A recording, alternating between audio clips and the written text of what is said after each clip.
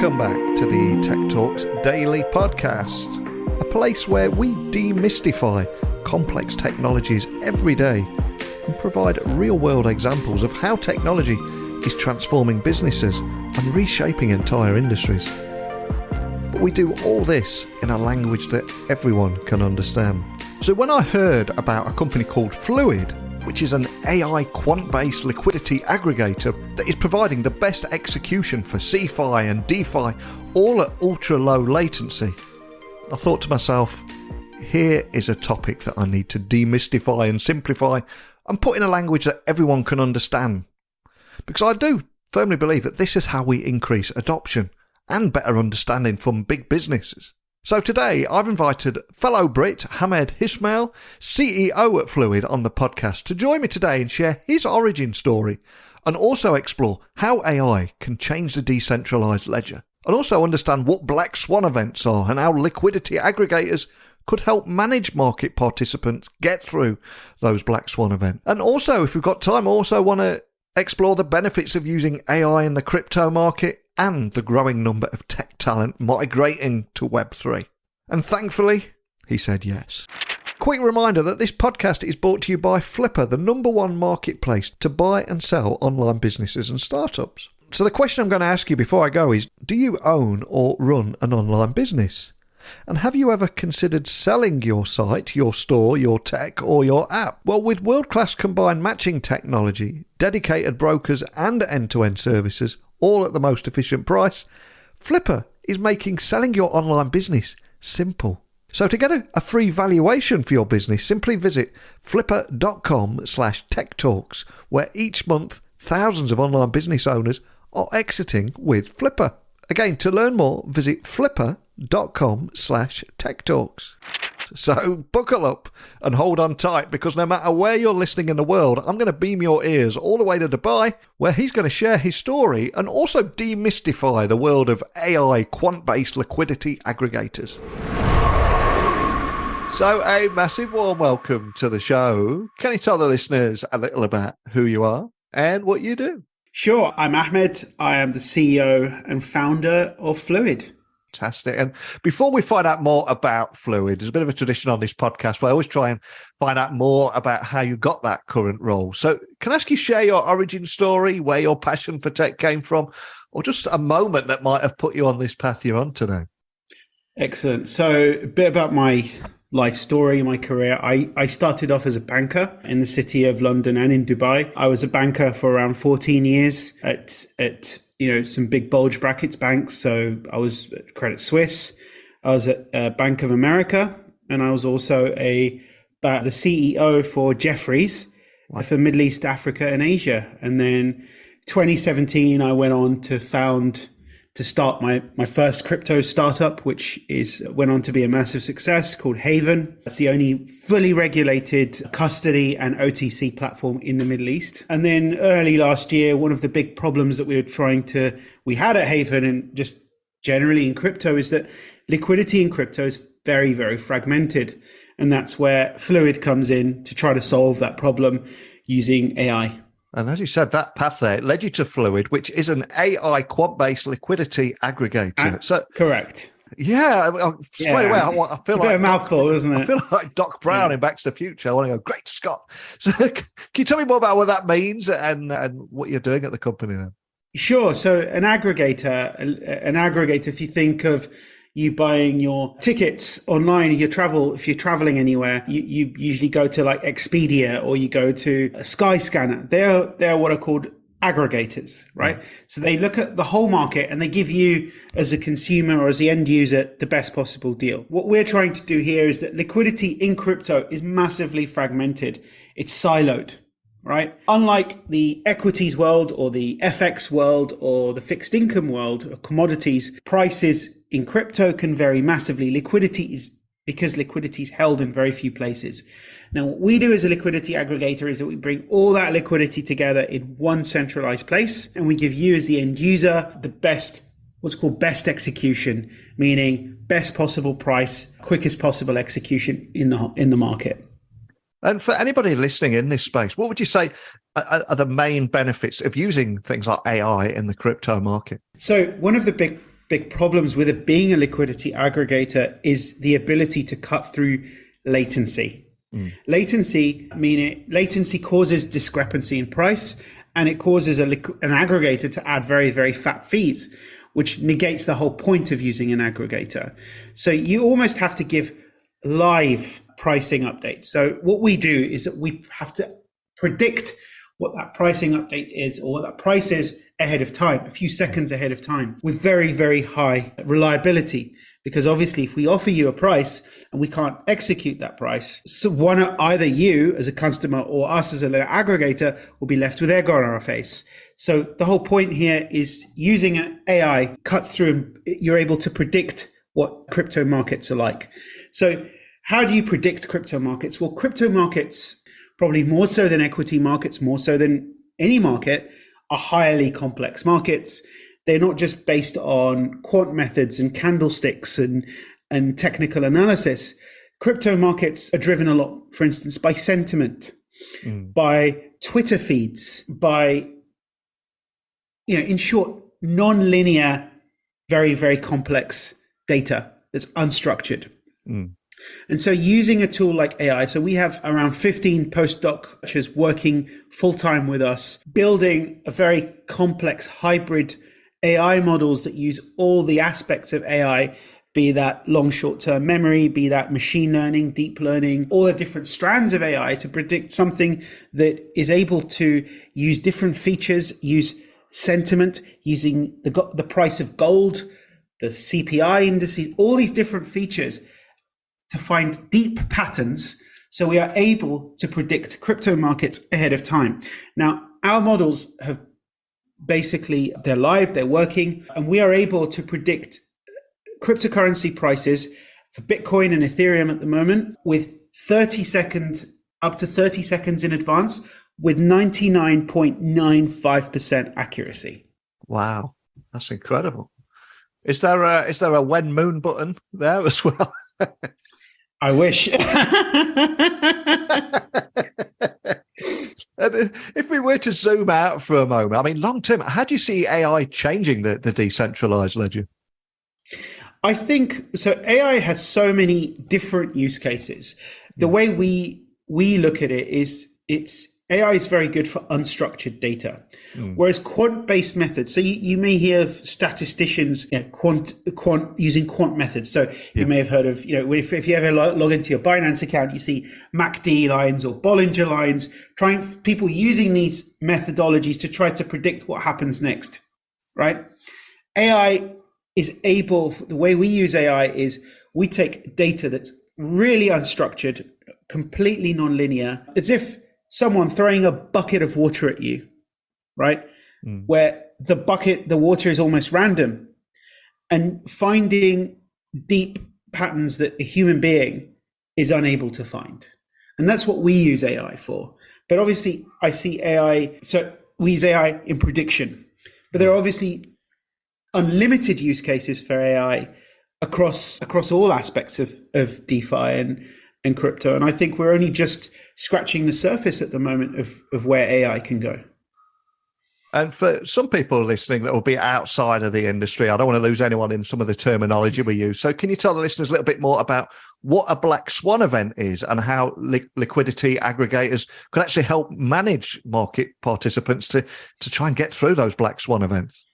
Right. So what is a Black Swan event? A Black Swan event is something that's really, really big that happened, that's quite negative, that in hindsight was quite obvious. But when you're there, human greed takes over, and you end up losing your shirt. Now, the first, usage of that in financial markets happened in 2008 with the meltdown of the financial system as we know it, the meltdown of bank liquidity with the housing market. Now, that was a Black Swan event.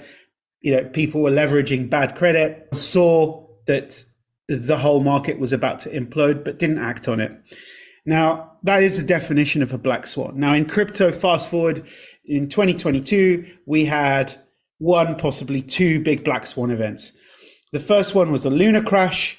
The Luna crash was a Black Swan event that happened when, as we all know, UST was an algorithmic stablecoin that basically was a glorified Ponzi scheme. Yeah. You know, big VCs, very respectable institutions, had hundreds of millions, if not billions of dollars locked up in that. And then when that fell over and collapsed in May of last year, we saw the whole market pretty much implode. You know, Three Arrows Capital going bust, Celsius, Voyager, and then eventually FTX, which is arguably the second Black Swan event. And it basically, where we are today is, you know, in the midst of what we call a crypto winter.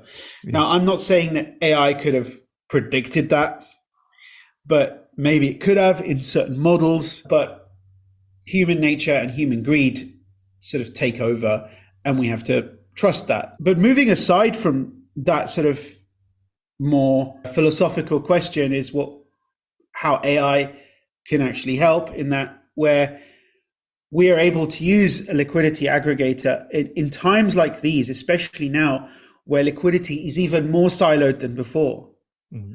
If you're trying to get in and out of a position as a trader, you have to use a liquidity aggregator. Now, I think what you're referring to is a piece that was in Cointelegraph last May, where we kind of predicted the problem. We said, look, crypto is so siloed at the moment.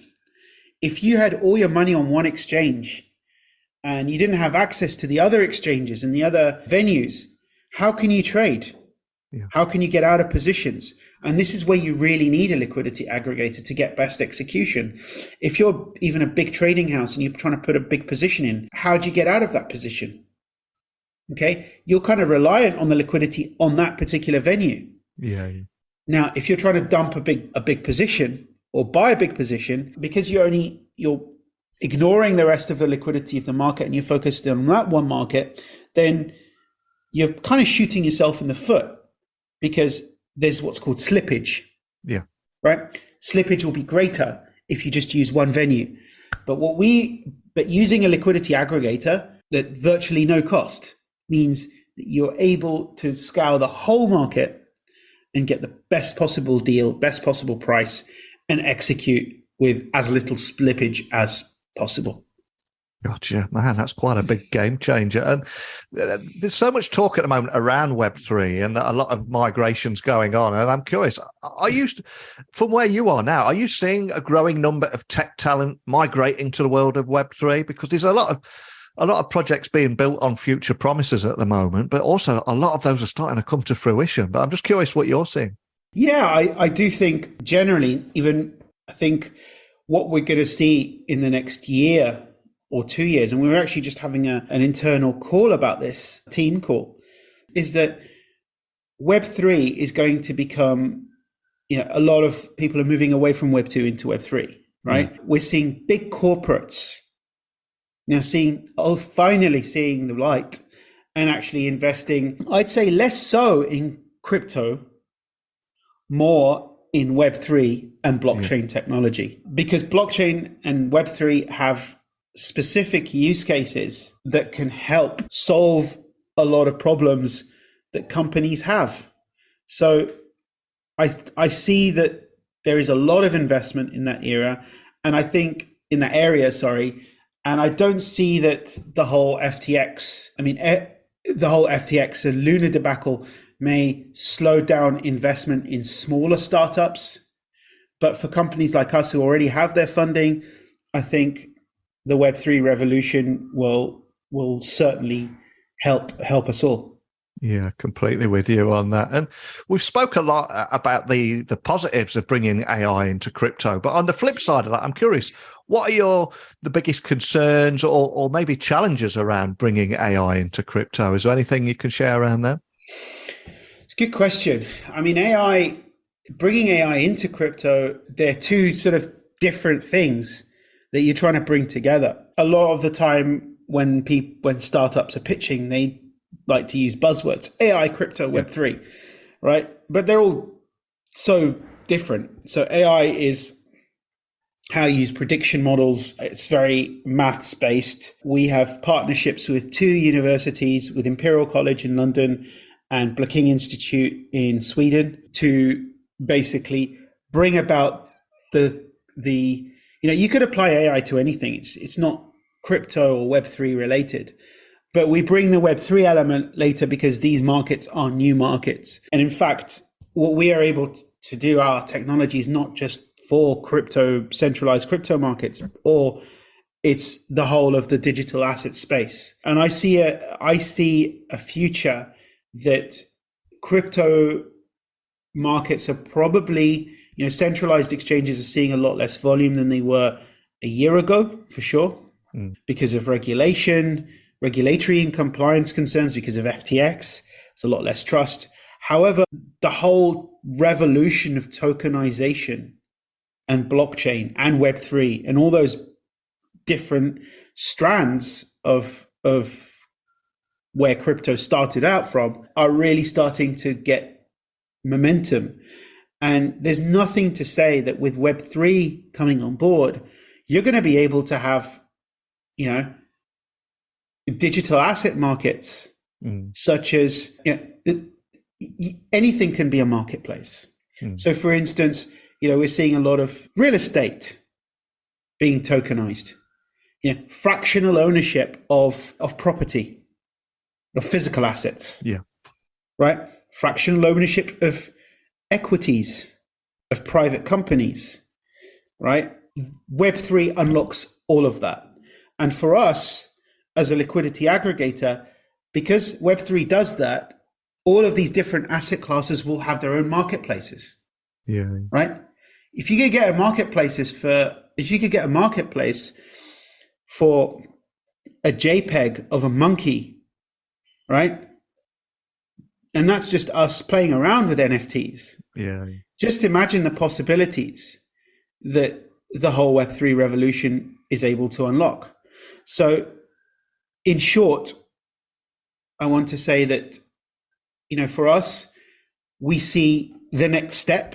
So Web3 unlocking marketplaces with the whole aspect of ownership and information sharing. And then with us, we're able to aggregate those marketplaces.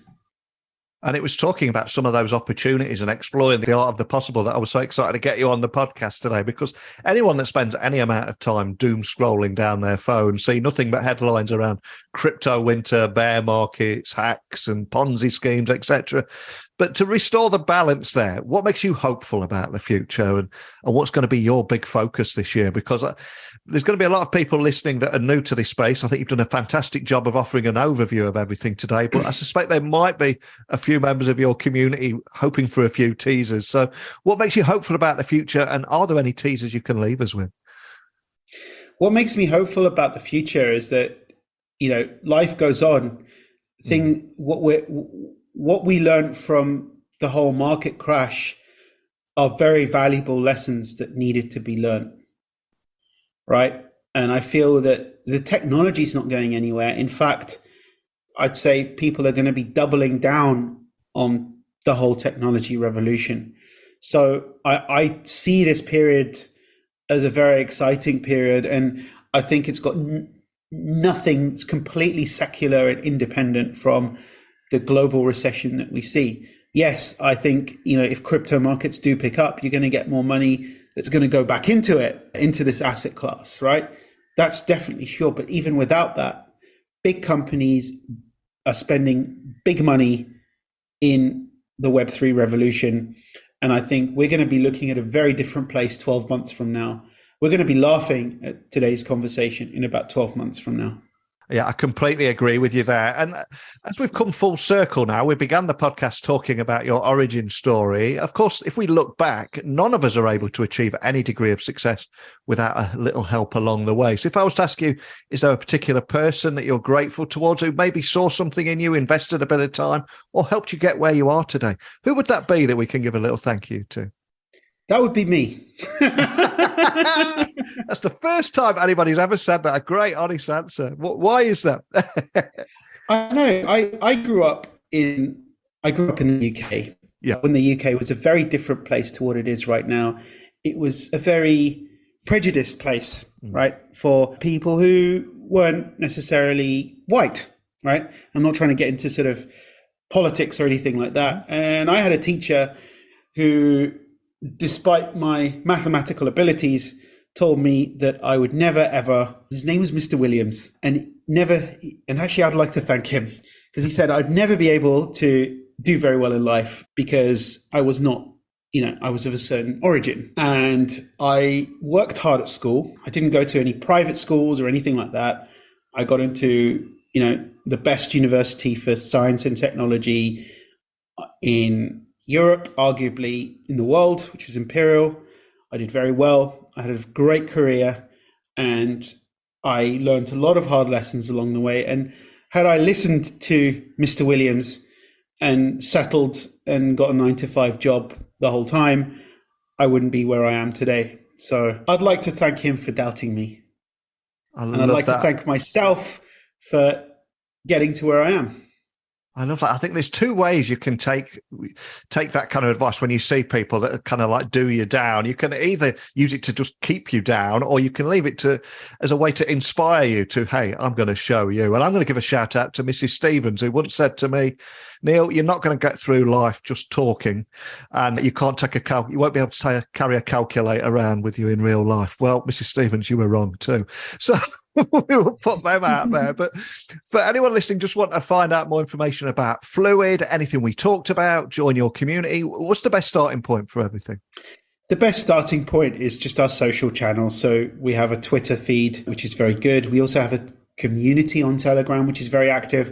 I think we have almost 7,000 or 8,000 people on there, and they're all real people. It's not bots or anything. So those are the best two, I'd say, to get. You can also, we have a great website, fluid.finance, which will give you, access to all of these social portals. Well, one of the big things in this space that I try and improve is that adoption. I think the only way we can get around that is talking about it in a language that everyone can understand. And I think you today have skillfully put in a language that everyone can understand how AI can change the decentralized ledger, the benefits of AI in the crypto market, growing number of tech talent migrating to Web3, why it's such an exciting space, all washed down with your powerful origin story. And we even had time to put Mrs. Stevens and Mr. Williams to rights too. So anyone, but thanks for joining me today. Thanks a lot. Appreciate it. What an absolutely great guy. Before we started recording today, we had each other laughing several times, and it just felt like one of those people I could just sit down with, have a few drinks with, and a lot of laughs, and also explore some great tech trends and topics together. So hopefully we'll get to meet in person in the near future at a tech event. And I am taking the show back on the road. We're entering event season, so I might be coming to a town near you. And if I am close, please drop by and say hello. I think my next trip is in Chicago. So if you're going to be in Chicago in February, or you listen to this show and you're based around the Chicago area, please let me know. I'll gladly meet up with you, because I'm on a mission to try out this cheddar cheese and caramel popcorn that they have in Chicago.